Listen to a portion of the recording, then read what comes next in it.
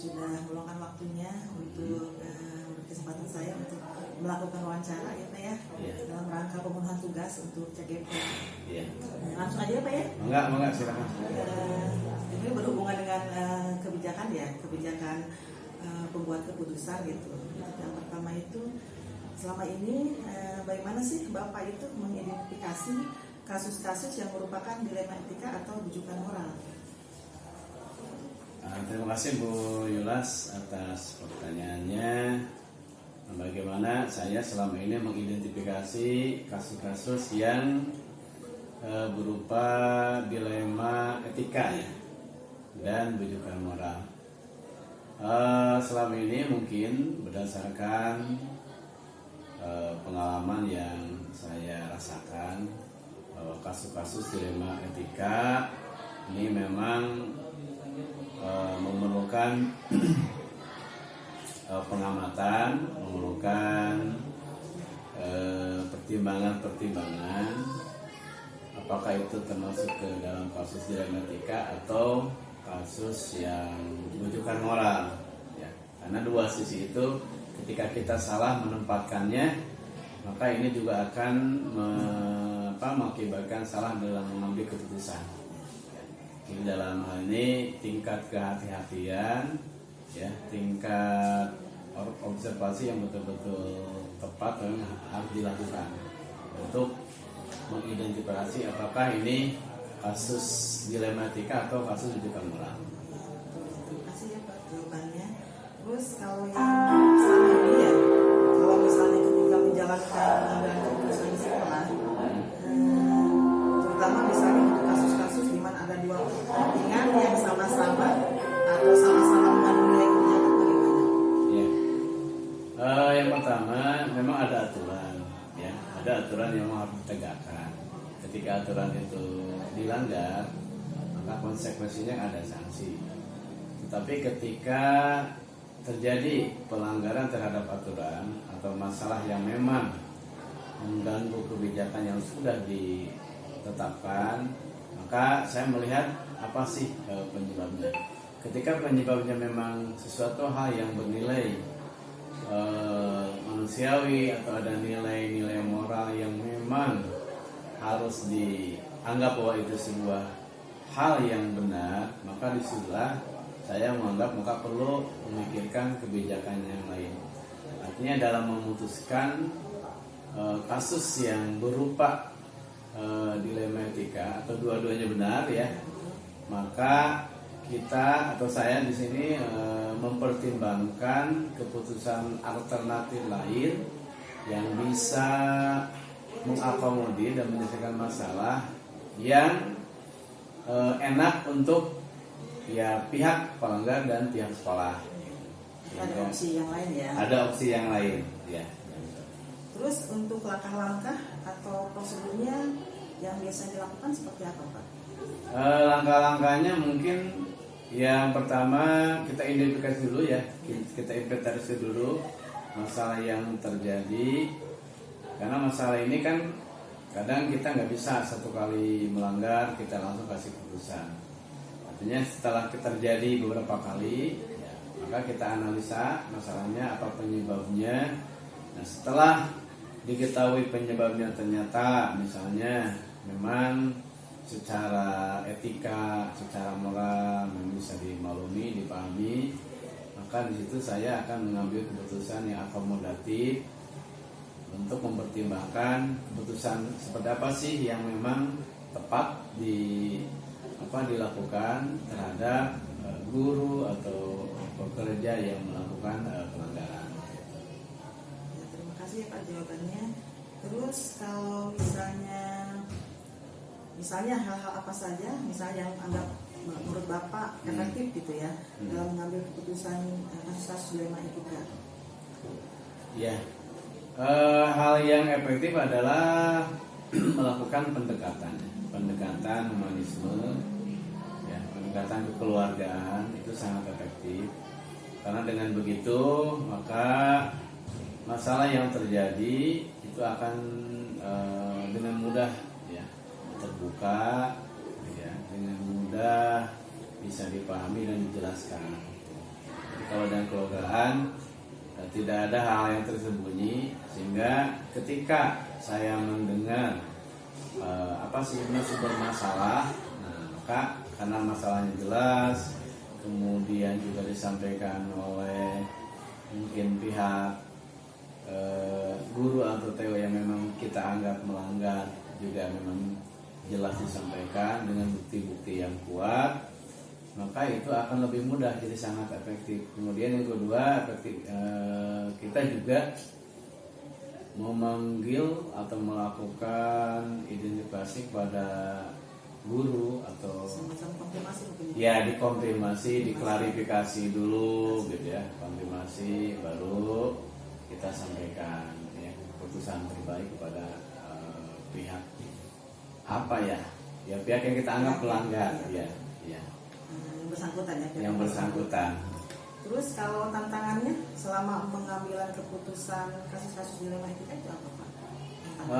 Tantangannya sebenarnya kan secara internal juga ada ya, artinya aturan itu kan bicaranya kan saklek ya, nah itu tantangan yang paling pokok. Pertama, aturan itu kalau misalnya seorang yang mengikat, seorang misalnya tidak masuk ke kelas ya sekian hari, jelaskan aturannya. Tapi kan di balik aturan itu ada win-win solution yang tepat. Kemudian tantangan yang kedua mungkin dari pihak ya rekan-rekan juga.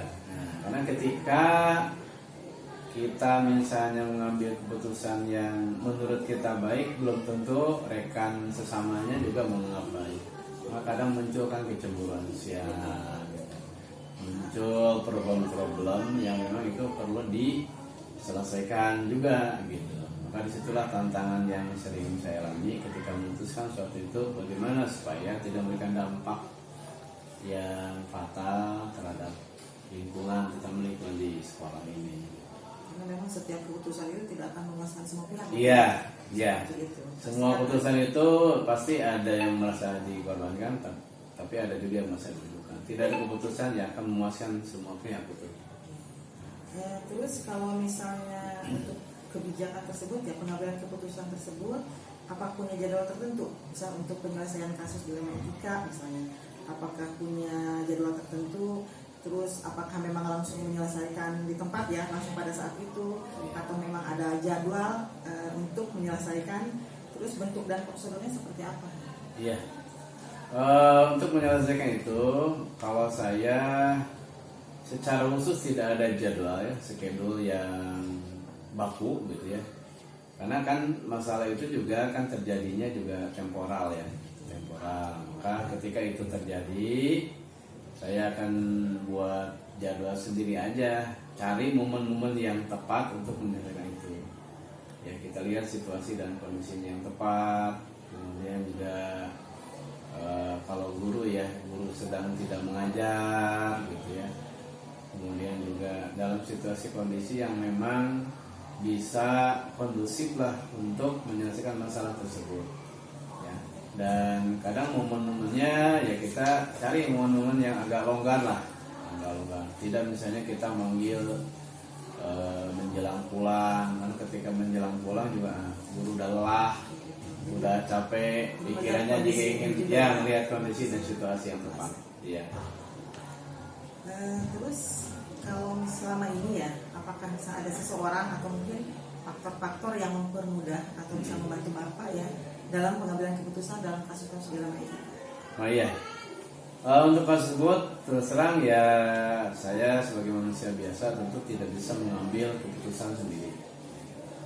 Jadi ada hal-hal yang memang saya memerlukan bantuan orang-orang tertentu di masyarakat ya, yang terdekat mungkin para wakasek lah, para wakasek diminta bantuannya, tentunya juga atas arahan dan koridor-koridor sesuai dengan saya inginkan seperti apa penyelesaiannya. Kadang mungkin kita meminta bantuan ke komite sekolah gitu kan, atau mungkin satu waktu ke orang tua ya, tergantung dari kasusnya ya. Berikutnya Pak ya, nih tadi dari semua hal yang sudah disampaikan Bapak tadi, kira-kira pembelajaran apa yang bisa Bapak petik ya dari pengalaman ketika Bapak itu mengambil keputusan dilema etika? Ya, terima kasih.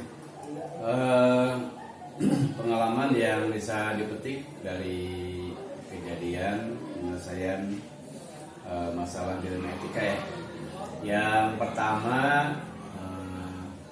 saya mulai sadar bahwa ketika seorang guru atau karyawan melakukan kesalahan, bahwa itu tidak serta-merta penyebabnya memang salah kok, karena ada hal-hal lain yang memang menurut saya pribadi itu dianggap wajar dan secara manusiawi memang dianggap hal yang benar. Jadi berkaitan itu, maka yang kedua bahwa seorang pemimpin di dalam mengambil keputusan maka tidak boleh kaku, harus fleksibel, harus supel, mempertimbangkan banyak hal. Selain aturan juga hal-hal yang lain yang memang harus dipertimbangkan. Kemudian yang kedua, yang selanjutnya ya, tidak ada masalah yang tidak bisa diselesaikan selama kita mau menyelesaikan dengan baik, kemudian melakukan konfirmasi, melakukan klarifikasi atau tabayun. Maka masalah seberat apapun ya, kalau dilandasi oleh keikhlasan, kekeluargaan, maka itu akan bisa selesai pada akhirnya. Itu mungkin pengalaman yang saya petik dari beberapa pengalaman yang sudah dilakukan. Baik Bapak, terima kasih ya atas jawaban-jawabannya, juga atas refleksinya. Semoga hal ini bisa buat pengalaman buat saya juga ya. Amin, amin, amin. Terima kasih sudah meluangkan waktu untuk jadi yang diwawancara oleh saya gitu ya, untuk pemenuhan tugas CGP ini. Iya, sama-sama Bu Yulas. Mudah-mudahan Bu Yulas CGP-nya lancar, sukses dan memetik hasil yang terbaik. Semoga juga Bapak tetap terus berkarya ya. Amin, mudah-mudahan. Menjadi pemimpin yang bijak. Amin, amin, mudah-mudahan. Terima kasih Bapak. Ya. Assalamualaikum. Waalaikumsalam warahmatullahi wabarakatuh.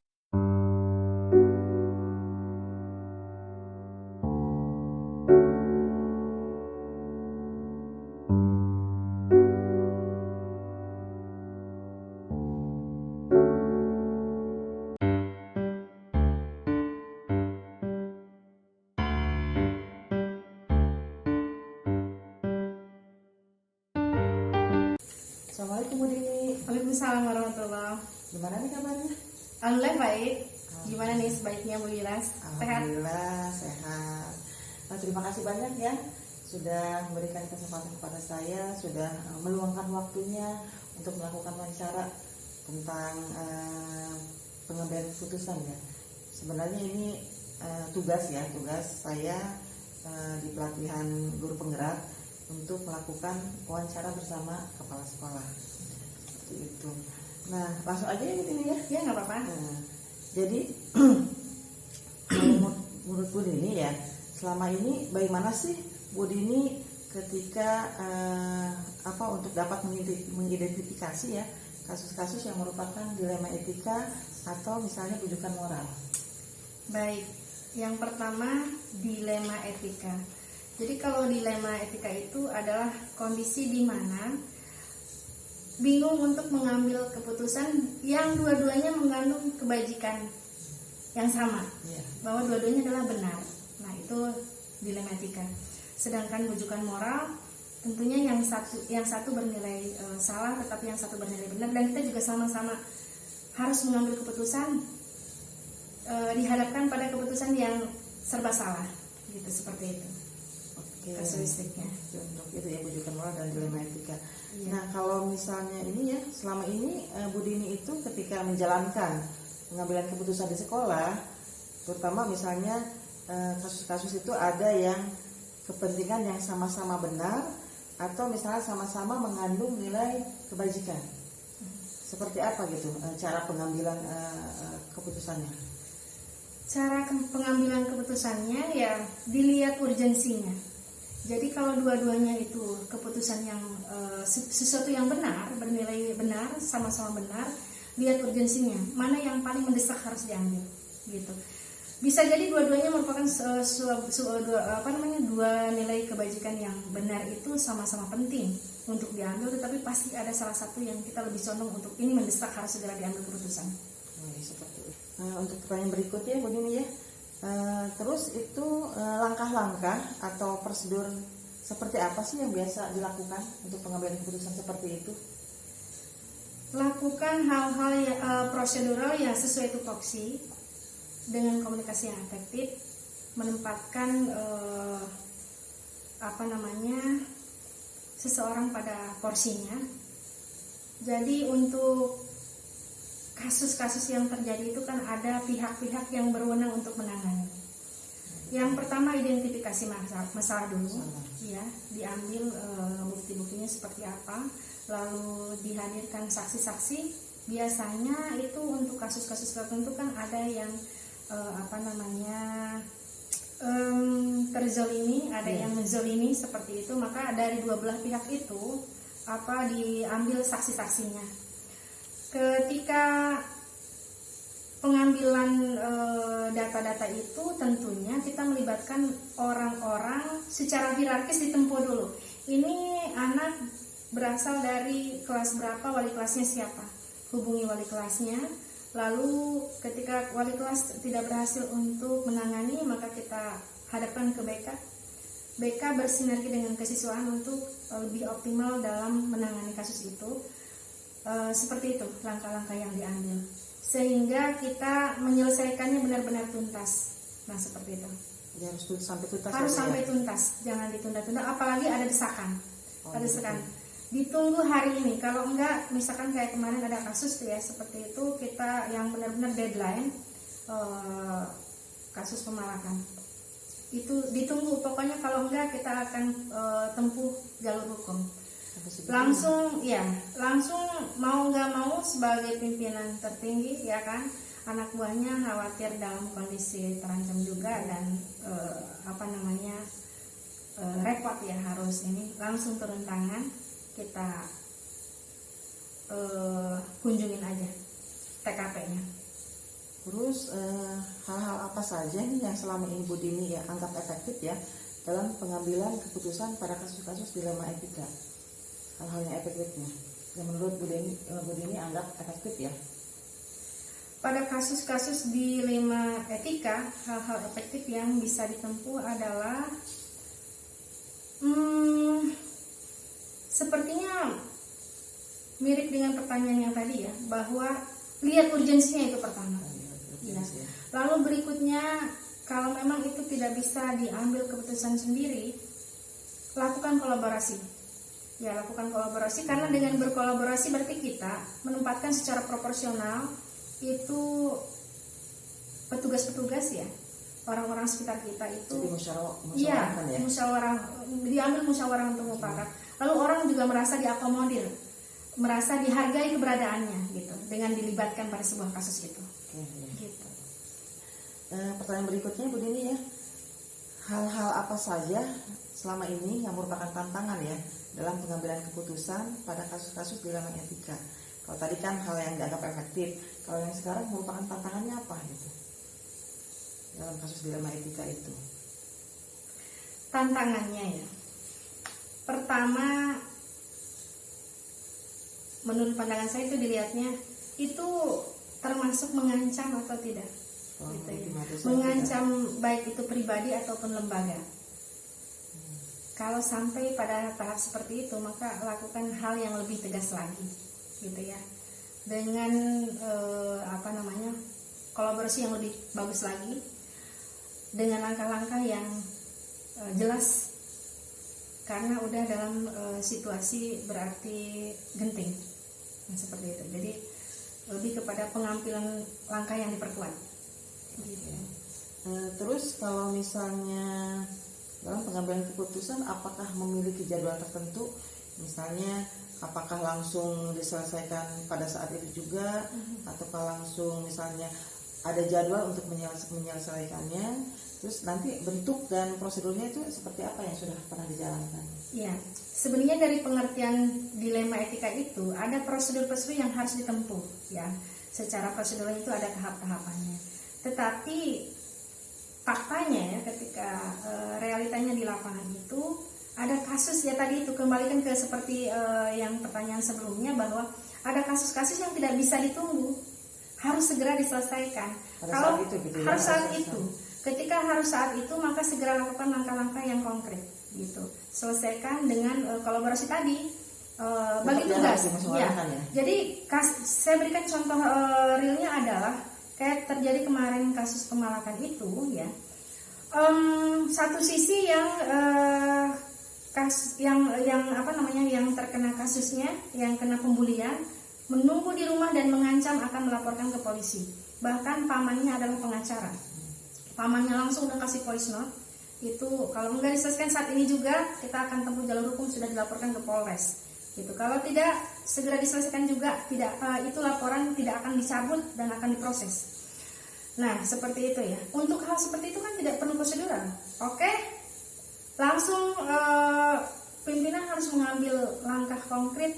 Yuk kita turun langsung. Apa maunya kita samperin langsung TKP. Berikutnya begini, adakah misalnya seseorang itu atau faktor-faktor apa yang selama ini bisa mempermudah atau membantu Bu Dini ya dalam pengambilan keputusan dalam kasus-kasus dilema etika?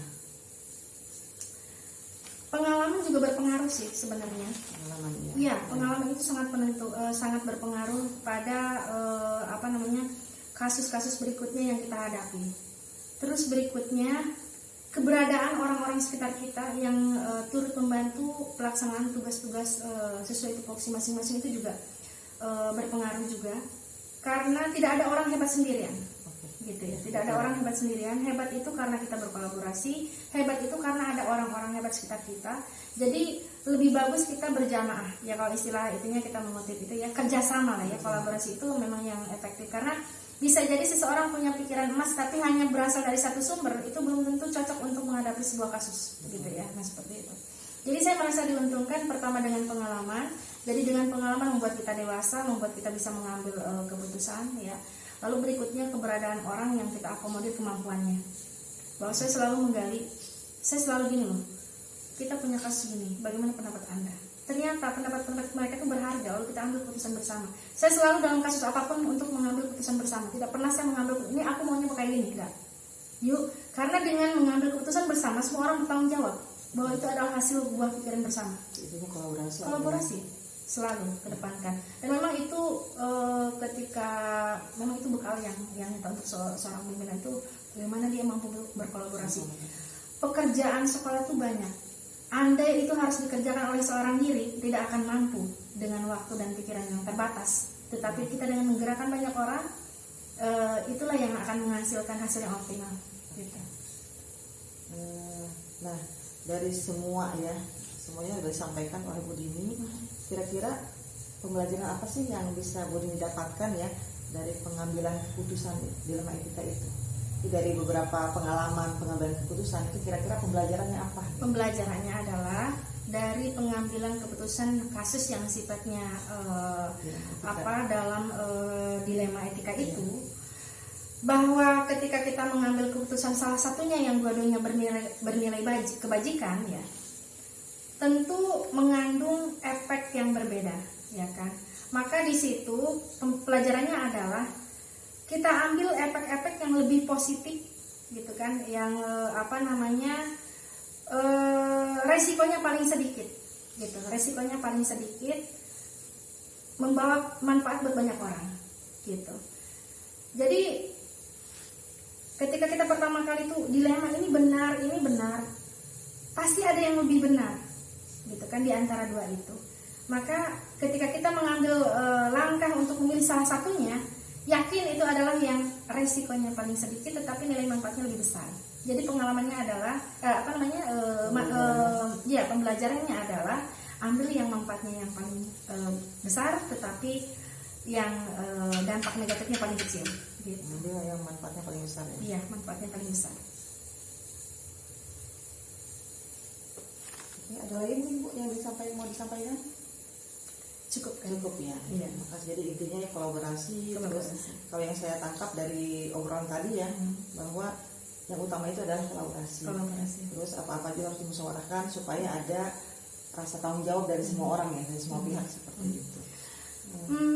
Keberanian mengambil inisiatif juga penting. Keberanian. Bagaimana seorang pimpinan tidak lemah ya, dalam arti wah ini urgent, ini mendesak, lakukan inisiatif, tapi dengan inisiatif itu bertanggung jawab, selesaikan permasalahan dengan tuntas sampai ke akar-akarnya. Sampai tuntas ya. Tuntas ya. Oke, Bu Dini, terima kasih ya, sudah mau diwawancara, sudah mau meluangkan waktunya untuk diwawancara tentang pengambilan keputusan ya, terutama tentang pengambilan keputusan untuk kasus-kasus dilema etika. Mudah-mudahan Bu Dini kedepannya menjadi kepala sekolah yang bijak ya, menjadi seorang pemimpin yang bijak. Dan yang utama banyak manfaatnya buat orang-orang sekitar ya, dan yang utama sih tetap terus berkarya. Amin. Dan saya sama sekali tidak merasa rugi dengan waktu yang diluangkan. Bahkan ini adalah bagian daripada long life education. Jadi belajar sepanjang hayat, belajar itu dari siapapun, dari apapun, dari sekitar kita, dari lingkungan kita, dari benda mati maupun dari makhluk hidup. Itu adalah belajar. Subhanallah. Masya Allah. Terima kasih. Jadi saya senang menambah ilmu. Iya, sama-sama ya, saya juga senang ya. Selalu dinikmati. Sudah ya tadi ya, meluangkan waktu di sela-sela kesibukannya, mau meluangkan waktu seperti ini, seperti itu. Bahkan bagi saya Bu Yulas, andaikan saya dihadapkan pada sebuah permasalahan pun yang membuat kepala mumet, itu adalah yakin di dalamnya ada hikmah. Ya. Jadi kita enjoy aja, cari solusi-solusi yang konkret bisa kita lakukan dengan langkah yang kita ambil, semoga bermanfaat buat apapun, buat siapapun. Sangat menginspirasi ya Bu Dini ya. Alhamdulillah ya, sangat menginspirasi sekali. Nah, terima kasih Bu Dini ya. Sama-sama. Mudah-mudahan kita bisa bertemu lagi di lain kesempatan. Amin. Dan sharing-sharingnya juga Bu Yulas buat saya juga yang masih harus belajar banyak. Ini tentu momen yang sangat berharga buat saya menimba ilmu lagi. Oke. Iya, menggali. Assalamualaikum. Ya, waalaikumsalam.